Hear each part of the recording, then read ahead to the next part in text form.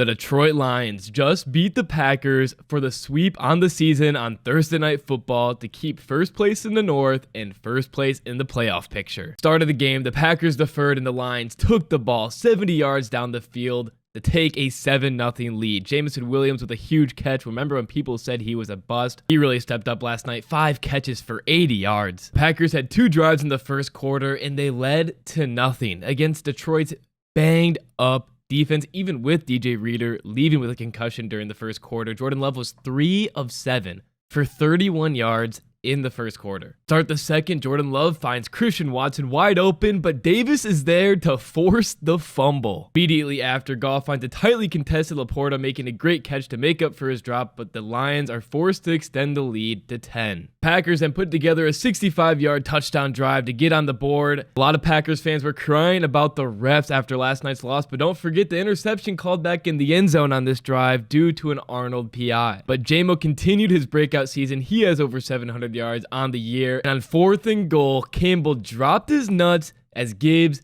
caught the touchdown in the end zone. Both Monty and Gibbs were great in the passing game, 11 catches combined. Out of the half, notorious ball dropper Watson caught a heave from Love, and Mac and Cheese found the end zone a few plays later. Kraft, like saying he's going to come after you because you hurt his guys? You talking about Tucker. Talking about the mac and cheese crowd? Yeah.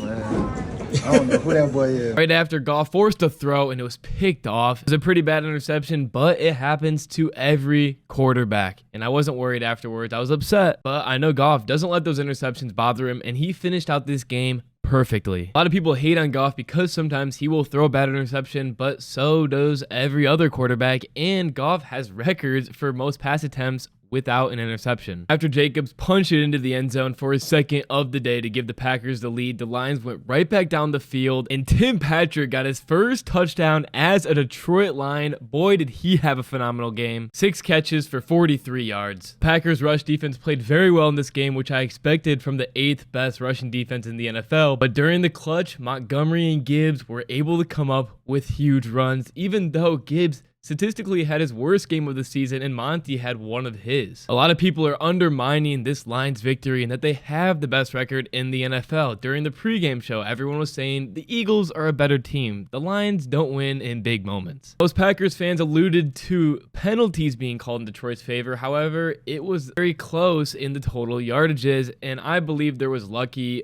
fortunate, and unfortunate calls that went either way. To me, it's just a very chippy rivalry at this point in time. I figured it'd be a high-scoring, close game with the Lions offense and the Lions struggling defense. The Packers really have no excuses for losing this game, with Jordan Love supposedly being the next coming of Aaron Rodgers, and the Lions have 7 more players on injured reserve than any other team in the league. Lions had Zeke Turner tackling Jordan Love on a Keys 3rd down scramble late in the 4th quarter to force the field goal. He's not even on ESPN's depth chart for the Lions. And it doesn't make sense why people are undermining this Lions victory when they're missing a key offensive lineman, so many defensive players, and the Packers are supposed to be one of the best teams in the NFL, but after the Lions beat them, they're not. After Detroit retook the lead, the defense came up huge, forcing a 3-and-out for Love and the Packers, but Tim Patrick fell short of the first down sticks, and on 4th and 1, deep in their own territory, the Lions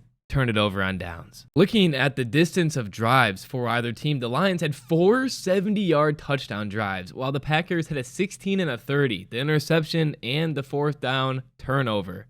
Basically 2 free touchdowns. The Lions worked their ass off for their touchdowns, and you talk about being clutch. They weren't able to get it done on the ground, but Jared Goff on 2 4th and goals, able to find the man in the end zone. This team's built off running the football. They weren't able to do it well at all tonight, and they still found a way to win through the air with Jared Goff. I don't love the Lions going for it there. You really can't hate on the play call because, in some instances, that works. The Lions weren't running the ball well, but that's what Ben Johnson calls. I have full faith in him. He calls the good call, a working call, the better majority of the time. But what I really love about this team is, they go for it there. They turn it over. It's bad. The defense was playing well, which is, I guess, an argument for going for it there. I was saying the defense just forced a 3-and-out, punt it back, get the ball back with good field position. The defense is playing well. Either way, though, Dan Campbell stayed consistent with his decision-making. He was going to be ballsy and put it in the Packers' face through this game, and he made sure to do it the whole game and not chicken out like he did in the NFC Championship. 4th and goal, Lions kick a field goal right before half instead of scoring that touchdown. End of the game, Lions go for it on 4th and 1, which we'll get to soon, instead of letting the Packers even have a chance to tie or take the lead. After the Packers scored their 3rd touchdown of the 3rd quarter, with Josh Jacobs taking his 3rd TD. DJ Reader not being in for this game due to his shoulder is a huge loss. Down by 4, Goff cooked the Packers over the middle of the field, getting it deep in Green Bay territory. Talk about Gibbs and Montgomery.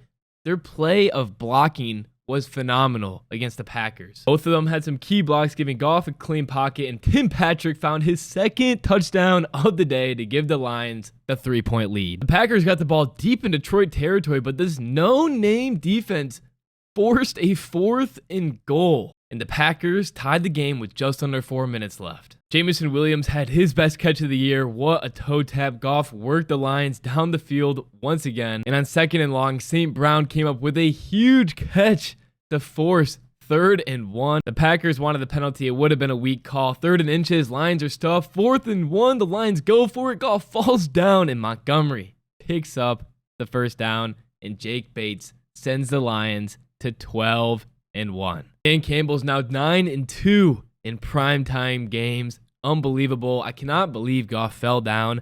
Packers fans, some were saying they wanted the ref to blow that play dead. That's weird. That's not the rules of the NFL. Earlier in the season, Jaden Reed was talking big. Wait till I come to Detroit. He had a big game in the rain against Detroit week 9.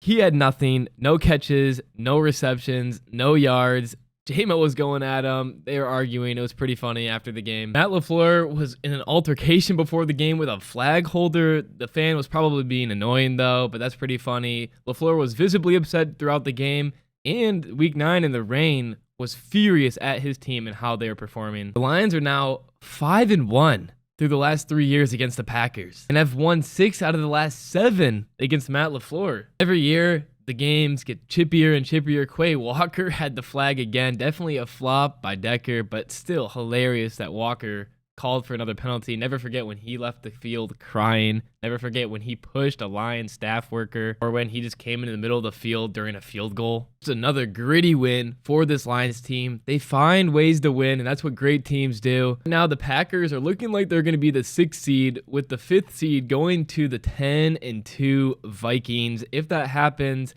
the Packers most likely will be the lowest seeded team to win. If they win in the first round, I doubt that the 7th seed team will win, as the NFC is extremely strong. And I imagine the Eagles, who will probably be the 2nd seed, will beat the 7th seed.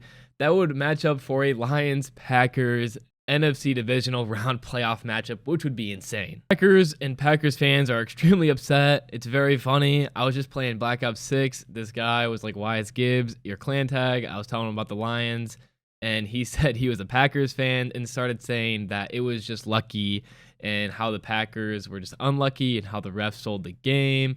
And he was talking a bunch of gibberish. He was my teammate. It was pretty funny. Let me know what you guys think in the comment section below. Fuck the Packers.